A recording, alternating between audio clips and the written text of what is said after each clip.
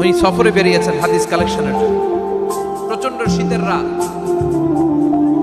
উনি মাগরিবের নামাজ এশারের নামাজ পড়ে একটা মসজিদে শুয়ে পড়লেন, আর শুয়ে শুয়ে হাদিস পড়তেছেন। কি পড়তেছেন? কথা বলেন। আর মনে মনে ভাবলেন রাতটা মসজিদে কাটায় দিই, ফজরের নামাজ পড়ে আবার বেরোবো। কিন্তু দারোয়ান এসে বলে মসজিদে থাকতে পারবেন না, ওঠেন। দারোয়ান আছে না, কথা কর।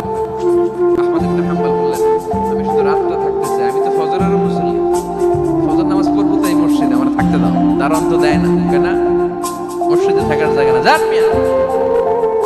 উনি যে আহমদ ইবনে হাম্বল এটা চিনে নাই, থাকতে দেয়। কি করবে এখন? উনি কথা গুছিয়ে হাদিসের কিতাব নিয়ে কাঁধের মধ্যে ব্যাগ নিয়ে মসজিদ থেকে বের হয়ে গেলেন। কি আর করবেন? প্রচন্ড শীত, আর কাঁপতেছে পুরো মানুষ। পথিমধ্যে দেখলেন বাজার, বাজার একজন খাব্বাস, শাবতুন খাব্বাস, যুবক রুটি বিক্রেতা। সে রুটি বিক্রি করে, চুলার মধ্যে রুটি শেখে। সে যে সালাম দিল, আসসালাম। যুবক বলে ওয়ালাইকুম আসসালাম। আহমদ ইবনে হাম্বল বলে যুবক আমার যাওয়ার জায়গা নেই, সফরে বেরিয়েছি, খুব শীতে কষ্ট পাচ্ছি, রাতে যদি তোমার এই চুলা থেকে একটু আগুন পোহাই কোনো সমস্যা?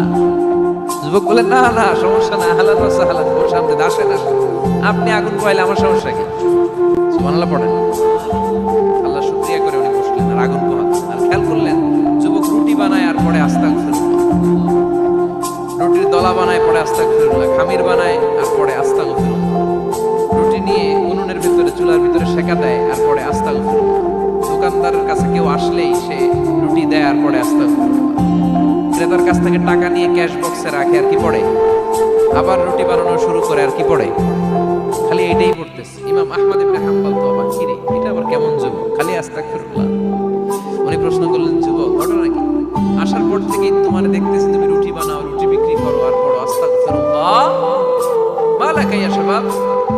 যুবক বলে আস্তাগফিরুল্লাহ আমার সবচেয়ে বেশি পছন্দের আমল, আমি সব সময় আঠার মধ্যে ইস্তেগফারের সাথে লেগে থাকি আর সব সময় পড়তে থাকি আস্তাগফিরুল্লাহ, আর এর বদৌলতে আল্লাহ আমারে মুস্তাজাবুদ দাওয়া বানিয়ে দিয়েছে।